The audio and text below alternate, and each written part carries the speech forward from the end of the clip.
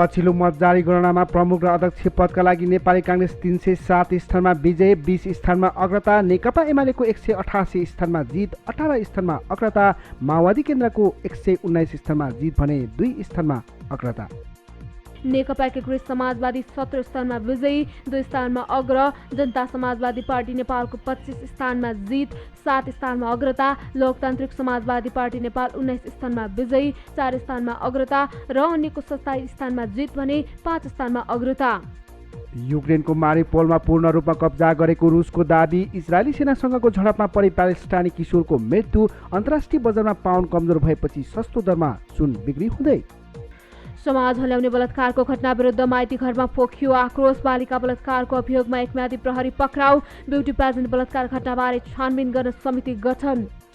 शैक्षिक संस्थामा आइतबार बिदा नदिने वीरेन्द्रनगरको निर्णय, विरोधमा शिक्षक कर्मचारी, रुसले रोक्यो फिनल्यान्डको ग्यास आपूर्ति, श्रीलङ्कामा सङ्कटकाल हट्यो, इन्डोनेसियाले खुलायो रोकेको पाम तेलको निर्यात।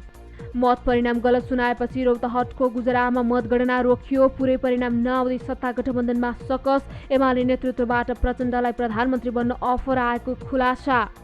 बालेन शाहलाई आएको भोट नो भोट हो, जनताको मन जितेको भन्न मिल्दैन रामकुमारी झाँक्रीको भनाई, रङ्गेलीमा मुचुल्का उठाएको भन्दा बढी मत भेटेपछि अनुसन्धान सुरु, गठबन्धनलाई भोट दिएको भन्दै काङ्ग्रेस कार्यकर्तामाथि कुटपिट।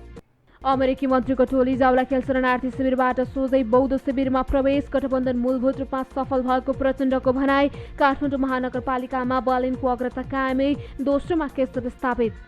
सार्वजनिक बेलामा चलाउने सरकारी गाडी नियन्त्रणमा लिएरै छाडियो, बिहारमा आधी वर्षालाई चट्याङमा परि एकै दिन 33 जनाको मृत्यु र युगन्डा विरुद्ध सिरिजको अन्तिम खेलमा पनि नेपाल विजयी।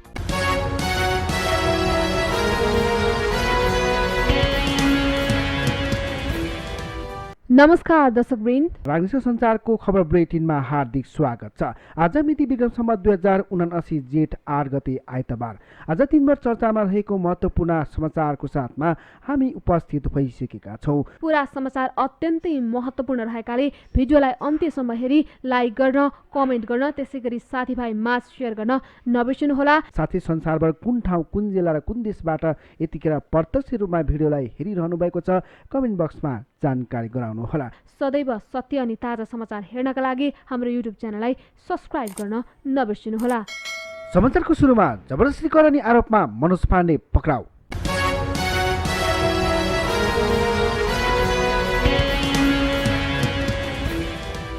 जबरजस्तीकरण गरेको आरोपमा प्रहरीले काठमाडौँको स्वयम्भूबाट मनोज पाण्डेलाई पक्राउ गरेको छ। काठमाडौँ उपत्यका अपराध अनुसन्धान कार्यालयका अनुसार एक युवतीले 8 वर्ष अघि सौन्दर्य प्रतियोगिता आयोजना गरी आफूमाथि जबरजस्तीकरण गरेको सामाजिक सञ्जालबाट सार्वजनिक गरेपछि उक्त कार्यालयबाट खटेको टोलीले आज साँझ पाण्डेलाई नियन्त्रणमा लिएको हो। सामाजिक सञ्जालमा ती युवतीद्वारा सामाजिक सभ्य सामग्रीमा पाण्डेमाथि सन् 2014मा मिस ग्लोबल इन्टरनेसनल नामक सौन्दर्य प्रतियोगिता आयोजना गरेको र कार्यक्रम सकिएपछि 6 महिनासम्म आफूलाई धम्काएर करणी गरेको आरोप लगाएको छ। उक्त घटनाको अनुसन्धानका लागि उनलाई पक्राउ गरेको प्रहरीले जनाएको छ। प्रहरी प्रधान कार्यालयले उक्त भिडियोमा उल्लेखित विषयमा अनुसन्धान गर्न प्रहरी वरिष्ठ उपरीक्षक वसन्त बहादुर कुँवरको संयोजकत्वमा 5 सदस्यीय छानबिन समिति बनाएको छ। समितिले घटनाको विषयमा आवश्यक अनुसन्धान गरिरहेको संयोजक कुँवरले राससलाई जानकारी दिएका छन्।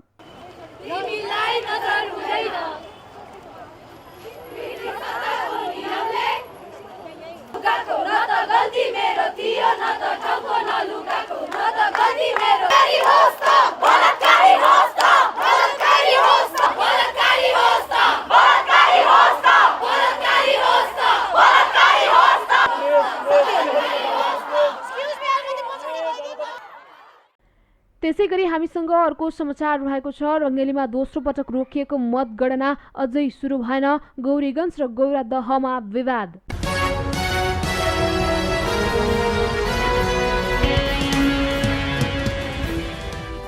मोरङको रङ्गेली नगरपालिकामा दोस्रो पटक अवरुद्ध मतगणना अझै सुरु हुन सकेको छैन। झापाको गौरादह नगरपालिका र गौरीगञ्ज गाउँपालिका 2 वडाको मतगणना विवाद पनि टुङ्गिएको छैन। कमल गाउँपालिकामा भने निर्वाचन कार्यालयले गल्ती भएकोमा माफी मागेपछि पुनः गणना सुरु भएको छ। रङ्गेलीमा गएको शुक्रबारदेखि मतगणना स्थगित छ। वडा नम्बर 7 मा गणनाका क्रममा खसेको भन्दा धेरै मत फेला परेपछि गणना रोकिएको हो। मतगणनाका क्रममा 107 मत बढी भेटिएको र सबैतिरको गणना स्थगित भएको नेपाली कांग्रेसका नगर प्रमुख पदका उम्मेद्वार मधुराज घिमिरेले बताए।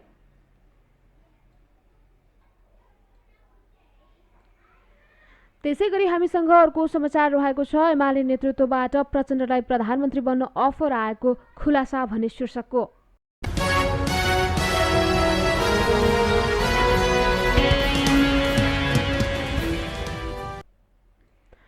स्थानीय तहको निर्वाचनको परिणाम आउने क्रम जारी छ। यस पटकको निर्वाचनमा नेपाली कांग्रेस पहिलो दल बनेको छ। दोस्रोमा एमाले र तेस्रोमा नेकपा माओवादी केन्द्र रहेको छ। स्थानीय तहको निर्वाचनको पूरा परिणाम नआउँदै सत्ता गठबन्धन भत्किन लागेको चर्चा पनि सुरु भएको छ।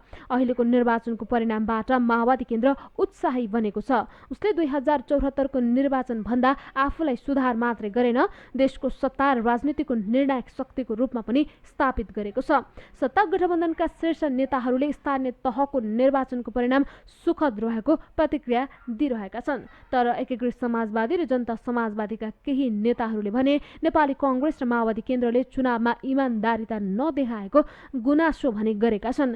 एमाले भने यसपटकको निर्वाचनमा 6 वटै महानगर गुमाउने अवस्था छ। आगामी मङ्सिरसम्म समग्र प्रदेशको निर्वाचन गर्नुपर्ने संवैधानिक प्रावधान छ। माओवादी केन्द्रका अध्यक्ष पुष्पकमल दाहाललाई भने अहिले नै प्रधानमन्त्री बन्ने अफर आएको चर्चा पनि चलेको छ। एमालेको नेतृत्व तहबाट नै दाहाललाई प्रधानमन्त्री बन्न प्रस्ताव आएको माओवादी केन्द्र निकट उच्च स्रोतको दाबी छ। तर दाहालले भने एमाले नेतृत्वलाई आफू प्रधानमन्त्री बन्नकै लागि अहिलेको गठबन्धन तोड्ने पक्षमा नरहेको जवाफ दिएका छन्। त्यसैगरी हामीसँग अर्को समाचार रहेको छ। गठबन्धनलाई भोट दिएको भन्दै कांग्रेस कार्यकर्तामाथि कुटपिट।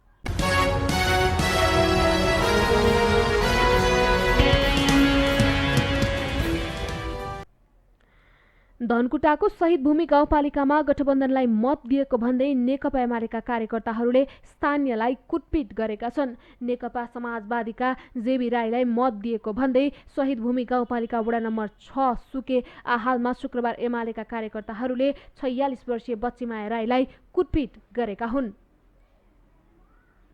बच्चीमाया छिलिङ राईको उभौली चाडको लागि बुढ्यौली खोज्न सुके आहाल गएकी थिइन्।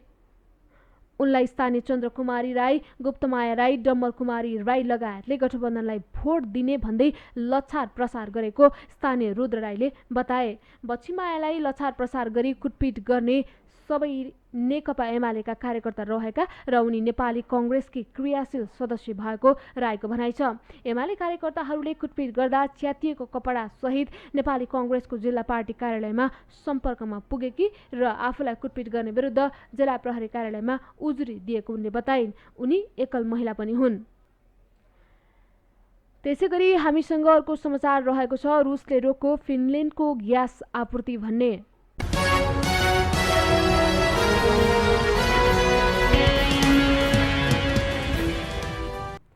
रुसले भुक्तानी सम्बन्धी विवादका कारण फिनल्यान्डतर्फको ग्यास आपूर्ति रोकेको छ। फिनल्यान्डमा ठूलो मात्रामा ग्यास निर्यात गर्दै आएको रुसले भुक्तानी विवाद बढ्दै गएपछि पूर्ण रूपमा आपूर्ति बन्द गरेको हो। युक्रेनमाथि सैन्य हमला गरेपछि पश्चिमा मुलुकहरूले रुसमाथि आर्थिक प्रतिबन्ध लगाएका छन्, जसकारण रुसले डलर र युरोमा नभई रुबेलमा भुक्तानी गर्न फिनल्यान्डसँग माग गरेको थियो, जुन माग फिनल्यान्डले अस्वीकार गरेपछि आपूर्ति बन्द गरेको हो। रुसको ग्यास आपूर्तिकर्ता कम्पनी ग्याजप्रोमले शनिबारदेखि फिनल्यान्डतर्फको आपूर्ति रोकेको रोयटर्सलाई पुष्टि गरेको छ। ग्यास आपूर्ति रोक्ने रुसको निर्णयमा भुक्तानी विवाद मात्र नभई नाटोमा जोडिने फिनल्यान्डको चाहनाबाट समेत प्रभावित छ। यसैगरी फिनल्यान्डको ग्यास आपूर्ति कम्पनीले समेत रुसबाट आपूर्ति रोकिएको जानकारी दिएको छ।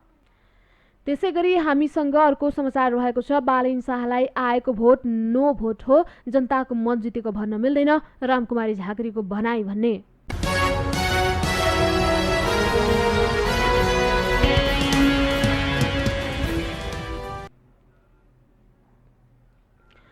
शहरी विकास मन्त्री तथा नेकपा एकीकृत समाजवादीकी सचिव रामकुमारी झाँक्रीले काठमाडौँ महानगरबाट स्वतन्त्र उम्मेद्वार बालेन शाहले ल्याएको भोटलाई नो भोटको रूपमा व्याख्या गरेकी छिन्। यो मतलाई लिएर बालेन शाहले जनताको मन जितेको भन्न नमिल्ने उनले बताइन्। प्राइम टिभीमा ऋषि धमलालाई अन्तर्वार्ता दिँदै झाँक्रीले नेपालको कानुनी व्यवस्थामा नो भोटको प्रावधान नभएकाले दलहरूसँग असन्तुष्ट मत स्वतन्त्र उम्मेद्वारलाई गएको दावी गरिन्। उनले भनिन् उहाँले उठाएको मुद्दा राम्रो लागेर वा मतदाताको विश्वास जितेर भोट पाएको भनेको सुन्छु, त्यस्तो होइन। हाम्रो कानुनले चुनावमा यो वा त्यो दललाई भोट हाल्नै पर्ने बाध्यता बनाएको छ। नो भोटको व्यवस्था छैन। बालिन शाहले पाएको भोट नो भोट हो। तिनीहरूको दल र तिमीहरूको उम्मेद्वार भन्दा बाहिर मत हाल्छु भनेको हो। नो भोटको अप्सन भएको भए यो परिणाम त्यता आउन सक्थ्यो। झाँक्रीले काठमाडौँको मतदानलाई दलहरूले सच्चिने मौका दिएको पनि उल्लेख गरिन्। अब संघीय र प्रदेश चुनावहरू आउँदैछन्, त्योभन्दा अगाडि दलहरूलाई सच्चिने मौका हो। सुरुमै सङ्केत दिएको हो, यो हदसम्म म जनताको मतलाई रिगार्ड गर्छु, सम्मान गर्छु। जनताले यस्तो मत राख्न पाउनुहुन्छ, उनले भनिन्। अहिलेको मत परिणाम एकदम ठिक भइरहेको पनि उनले बताइन्। हामीसँग अर्को समाचार भएको छ। अन्तर्राष्ट्रिय बजारमा पाउन्ड कमजोर भएपछि सस्तो दरमा सुन बिक्री।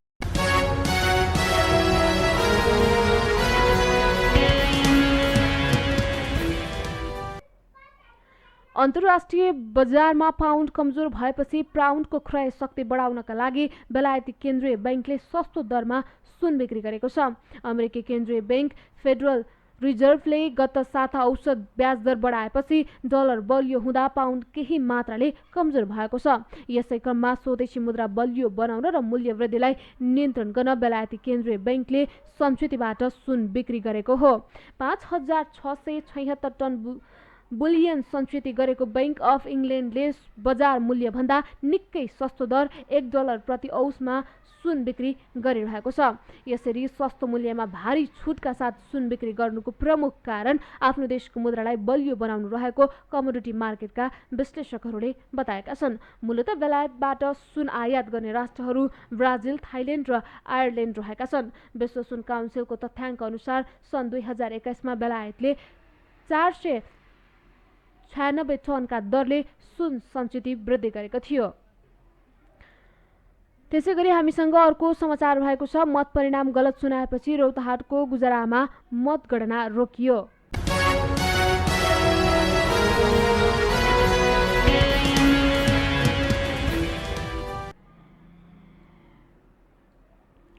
मत परिणाम नै गलत सुनाएपछि रौतहटको गुजरा नगरपालिकाको मतगणना शनिबार दिउँसोबाट रोकिएको छ। अन्तिम चरणमा पुगेको मतगणना निर्वाचन अधिकृतको लापरवाहीले रोकिएको हो। अहिले मतगणना स्थल बाहिर उम्मेद्वार र समर्थक नाराबाजी सहित धरनामा बसेका छन्। उनीहरूले सुरुदेखि मत गर्नुपर्ने माग अघि सारेका छन्। मतगणनामा खटिएका इलाका प्रशासन गरुडाका कर्मचारी उपेन्द्र शाहले जसपाका नगर प्रमुखका उम्मेद्वार सन्तलाल चौधरीको छाता छाप र वडा नम्बर 5 का स्वतन्त्र उम्मेद्वार शेख जामुलुद्दिनले पाएको मत परिणाम गलत सुनाएपछि विवाद बढेको हो। मतगणनामा बसेका दलका प्रतिनिधिले राखेको तथ्याङ्क र सार्वजनिक गरिएको मत फरक भएपछि विवाद उत्पन्न भएको हो। निर्वाचन अधिकृत बद्रीनारायण शर्माले आफू खाना खान गएका बेला कर्मचारीले मत परिणाम सुनाएको र त्यसमा त्रुटि भएको बताए। हामीले मत गन्दाको अङ्क र सुनाइएको अङ्कमा कसरी फरक परेर गयो भन्ने हेर्दैछौँ। उनले भने खाना खान गएको बेला यस्तो गडबड भएछ। निर्वाचन अधिकृतले मत परिणाम हेरेर मात्र सार्वजनिक गर्न निर्देशन दिनुपर्छ। कर्मचारीलाई मत परिणाम जाँचेर निर्वाचन अधिकृतले हस्ताक्षर गरेपछि मात्र सुनाउनुपर्छ।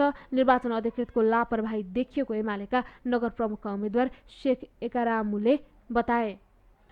त्यसैगरी हामीसँग अर्को समाचार भएको छ। बिहारमा आधी वर्षा र चट्याङमा परि एकै दिन 33 जनाको मृत्यु।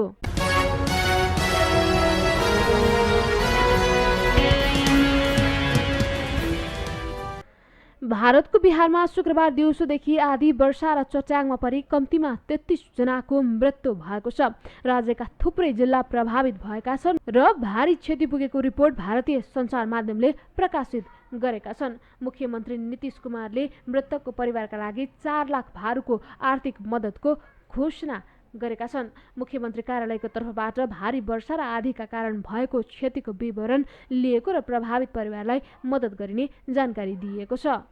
त्यसैगरी हामीसँग अर्को समाचार रहेको छ। श्रीलङ्कामा सङ्कटकाल हट्यो भन्ने।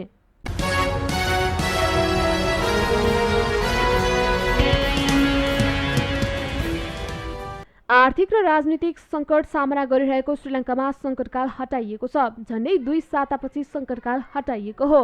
सरकार विरोधी प्रदर्शनबीच श्रीलङ्काका राष्ट्रपति गोटाबाया राजपक्षले 6 मेमा मध्यरातदेखि लागू हुने गरी आपतकालको घोषणा गरेका थिए।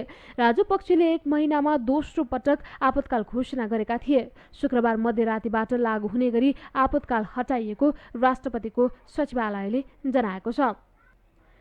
त्यसैगरी हामीसँग अर्को समाचार रहेको छ। रङ्गेली मतगणना विवादबारे आयोगद्वारा अनुसन्धान सुरु।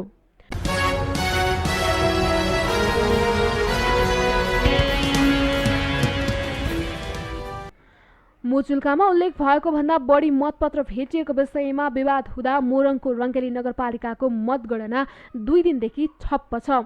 वडा नम्बर 7 को मतगणनाका क्रममा खसेको मतभन्दा 108 मत बढी पाइएपछि विवाद सुरु हुँदा गणना रोकिएको हो। मुचुल्कामा 3242 मत खसेको उल्लेख छ, तर 3380 वटा मतपत्र भेटिएपछि विवाद सुरु भएको हो। यस विषयमा सर्वदलीय बैठकमा सहमति हुन नसकेपछि निर्वाचन आयोगले खटाएको टोलीले अनुसन्धान सुरु गरेको छ।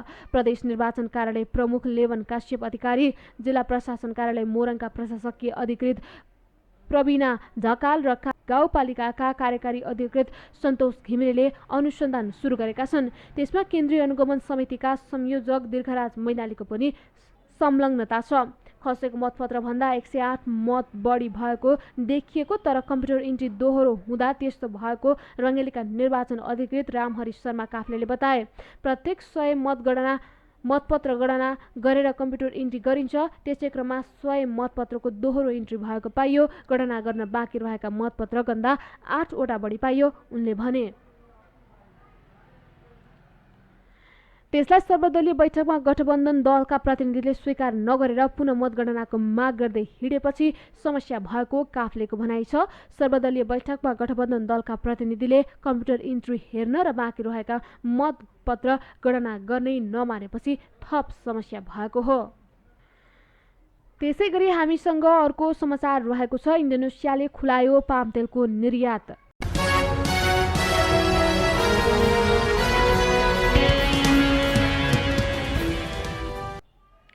इन्डोनेसियाले पाम तेलमा लगाएको प्रतिबन्ध सोमबारदेखि हटाउने घोषणा गरेको छ। यसअघि विश्वकै ठूलो पाम तेल निर्यात मुलुक इन्डोनेसियाले देशको आन्तरिक माग धान्ने भन्दै यसको निर्यातमा रोक लगाएको थियो। इन्डोनेसियाले अघिल्लो महिना घरेलु बजारमा बढिरहेको खाने तेलको मूल्य घटाउन पाम तेलको निर्यात रोकेको हो। राष्ट्रपति जो बिडोडले प्रतिबन्ध हटाउने घोषणा गर्दै भने यो निर्णयले विश्वमा खाद्य तेलको कमी पूर्ति गर्न सहयोग पुग्छ। रुस युक्रेन युद्धका कारण विश्वभर खाद्य तेलको अभाव सुरु भएको छ। त्यस्तै विश्वभर खाने तेलको मूल्य अचाकली बढेको छ। इन्डोनेसियाले पाम तेल खेती र यसको उद्योगमा लागेको 1 करोड 80 लाख मानिसलाई राहत दिलाउन प्रतिबन्ध हटाउने निर्णय गरेको जानकारी दिएको छ। त्यसैगरी हामीसँग अर्को समाचार रहेको छ। समाज हल्ल्याउने बलात्कारको घटना विरुद्ध माइती घरमा पोखियो आक्रोश।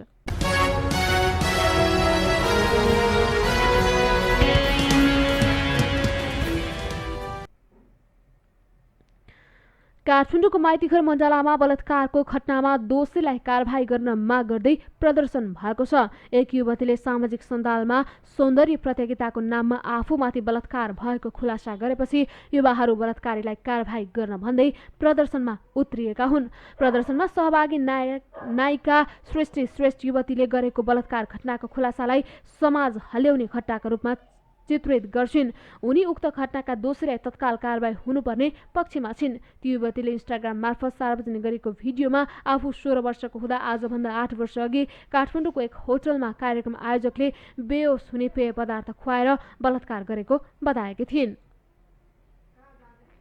प्रदर्शनकारीहरूले महिला शरीरको वस्तुकरण बन्द गर, enough is enough, we will not tolerate anymore, पुँजीवादी पितृसत्ता मुर्दाबाद लगायत प्लेकार्ड बोकेर प्रदर्शन गरेका छन्। यसअघि शुक्रबार युवाहरूले बालबाटार स्थित प्रधानमन्त्री निवास अगाडि प्रदर्शन गराएका थिए।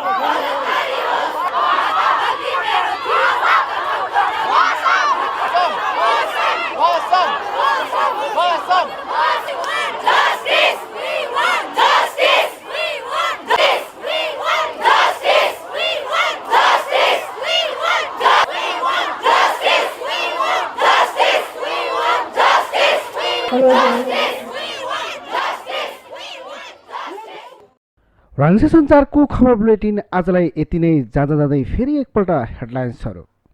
पछिल्लो मत जारी गणनामा प्रमुख र अध्यक्ष पदका लागि नेपाली काङ्ग्रेस 307 स्थानमा विजय, 20 स्थानमा अग्रता, नेकपा एमालेको 188 स्थानमा जित, 18 स्थानमा अग्रता, माओवादी केन्द्रको 119 स्थानमा जित भने 2 स्थानमा अग्रता।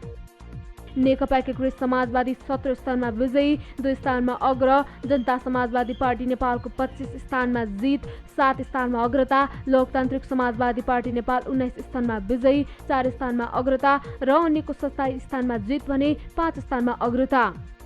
युक्रेनको मारिपोलमा पूर्ण रूपमा कब्जा गरेको रुसको दाबी, इजरायली सेनासँगको झडपमा परि प्यालेस्टाइनी किशोरको मृत्यु, अन्तर्राष्ट्रिय बजारमा पाउन्ड कमजोर भएपछि सस्तो दरमा सुन बिक्री हुँदै।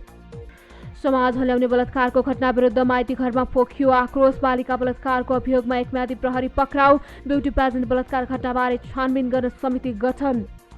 शैक्षिक संस्थामा आइतबार बिदा नदिने वीरेन्द्रनगरको निर्णय, विरोधमा शिक्षक कर्मचारी, रुसले रोक्यो फिनल्यान्डको ग्यास आपूर्ति, श्रीलङ्कामा सङ्कटकाल हट्यो, इन्डोनेसियाले खुलायो रोकेको पाम तेलको निर्यात। मत परिणाम गलत सुनाएपछि रौतहटको गुजरामा मतगणना रोकियो, पुरै परिणाम नआउँदै सत्ता गठबन्धनमा सकस, एमाले नेतृत्वबाट प्रचण्डलाई प्रधानमन्त्री बन्न अफर आएको खुलासा। बालेन शाहलाई आएको भोट नो भोट हो, जनताको मन जितेको भन्न मिल्दैन रामकुमारी झाँक्रीको भनाई, रङ्गेलीमा मुचुल्का उठाएको भन्दा बढी मत भेटेपछि अनुसन्धान सुरु, गठबन्धनलाई भोट दिएको भन्दै काङ्ग्रेस कार्यकर्तामाथि कुटपिट। अमेरिकी मन्त्रीको टोली जाउला खेल शरणार्थी शिविरबाट सोझै बौद्ध शिविरमा प्रवेश, गठबन्धन मूलभूत रूपमा सफल भएको प्रचण्डको भनाई, काठमाडौँ महानगरपालिकामा बालेनको अग्रता कायमै, दोस्रोमा केशव स्थापित। सार्वजनिक बेलामा चलाउने सरकारी गाडी नियन्त्रणमा लिएरै छाडियो, बिहारमा आधी वर्ष र चट्याङमा परि एकै दिन 33 जनाको मृत्यु र युगन्धा विरुद्ध सिरिजको अन्तिम खेलमा पनि नेपाल विजयी।